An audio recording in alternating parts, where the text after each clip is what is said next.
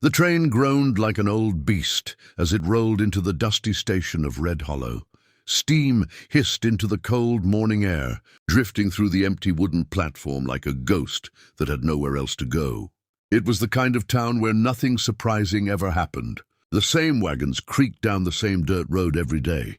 The same men leaned against the same saloon posts every afternoon, and the same lonely wind swept through the valley every night. But that morning, something was different. The train doors opened slowly, and a young woman stepped down onto the platform.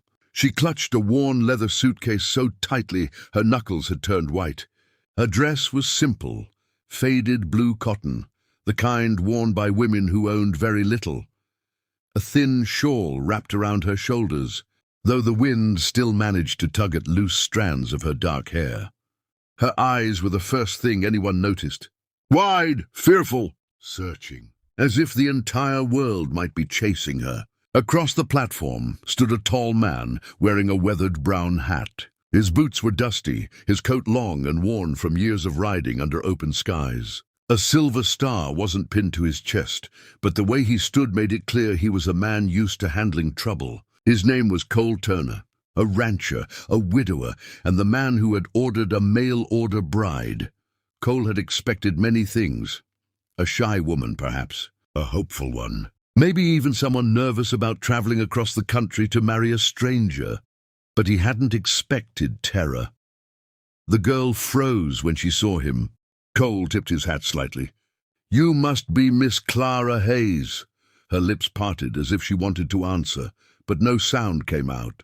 Instead, she glanced behind her, then toward the road, then back at him again, like a deer that had just heard a hunter's rifle click. Cole frowned.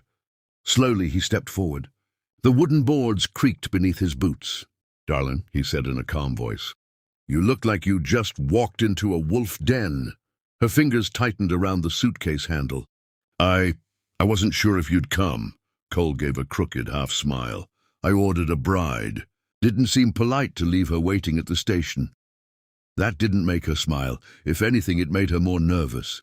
Cole noticed the way she kept glancing down the tracks, as if expecting someone else to step off the train. "Someone dangerous." He lowered his voice. "You expecting company?" Her answer came too quickly. "No!" But the fear in her eyes said otherwise. Cole studied her for a moment, then gently reached for the suitcase. She flinched, as if she expected him to strike her. Cole raised both hands slowly in surrender. "Easy now," he said softly. "Darlin, I don't bite." A small pause followed. Then he added with a playful grin, "Unless you run." For the first time since stepping off the train, Clara blinked in confusion. Then, very slightly, she smiled. It wasn't much, but it was the first crack in the wall around her heart. Cole picked up the suitcase and gestured toward the waiting horse wagon. "Come on, ranch is about 20 minutes outside town." She hesitated, then followed. As the wagon rolled down the dirt road, Red Hollow slowly disappeared behind them. Fields stretched toward the horizon. Wind brushed across golden grass. For a while neither of them spoke, until Clara finally asked something quietly. "Why did you send for a mail-order bride?" Cole shrugged slightly.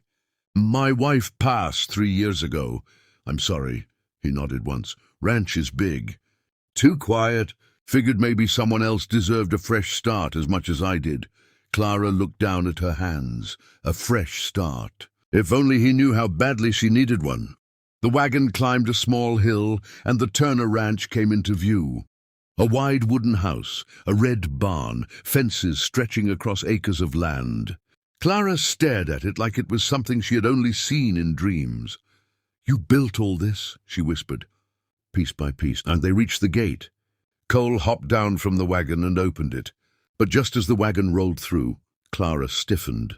Far behind them on the road, a rider appeared in the distance, just a silhouette. But Clara's face drained of color. Cole noticed immediately. "Friend of yours?" Her voice barely came out. "No." Cole looked again at the rider, then back at Clara, and suddenly he understood. The girl hadn't come to Red Hollow looking for a husband. She had come looking for hiding, and whoever that rider was, they had finally found her. The rider reached the ranch before sunset. Cole had seen men like him before.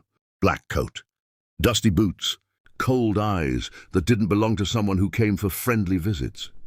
The stranger tied his horse outside the gate and walked toward the porch where Cole was sitting. Clara watched from the window inside the house. Her heart pounded so loudly she was sure both men could hear it. Cole didn't move, didn't stand, just leaned back in his chair and spoke calmly. "Evening." The stranger looked past him toward the house. "I'm looking for a woman." Cole took a slow sip from his tin cup. "Ain't we all?" The stranger's jaw tightened. "Her name is Clara Hayes." Inside the house, Clara's hands began shaking. Cole set his cup down. "You got business with her?" "Yes."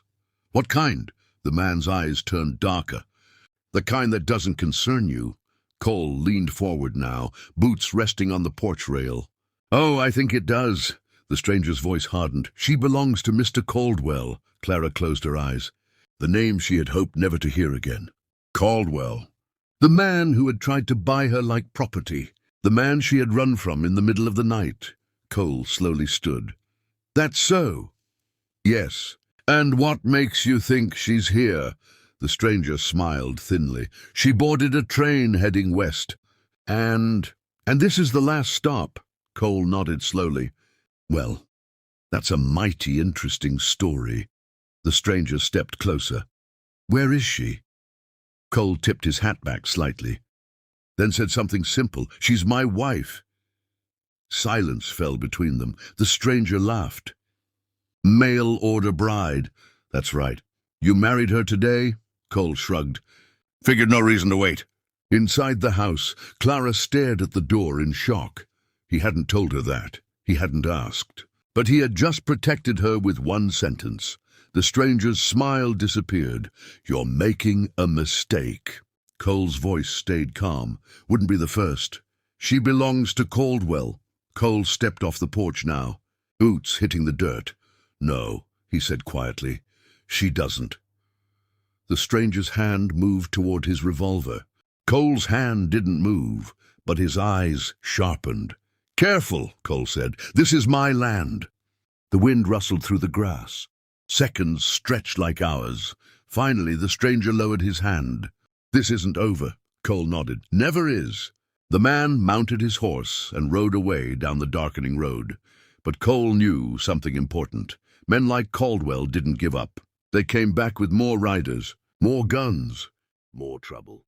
Later that night, Clara stepped onto the porch. Moonlight bathed the fields in silver. Cole sat quietly watching the horizon. "You didn't have to lie," she said softly. Cole looked at her. "I didn't." She blinked. "What?" He smiled slightly. "Reckon we should make it official, though." Her eyes widened. "You mean actually marry?" Cole nodded toward the house. "Preacher lives 2 miles down the road." Clara stared at him, stunned. "Why would you do that for me?" Cole looked out across the ranch, then back at her. "Because someone ought to stand between you and the people trying to break you." Tears filled her eyes. For the first time in months, Clara felt safe, not because the world had stopped being dangerous, but because someone strong had chosen to stand beside her. And sometimes that's enough to start a new life. If you loved this Wild West story of courage, kindness, and unexpected love, be sure to subscribe to the channel and turn on notifications. More powerful cowboy stories are coming soon.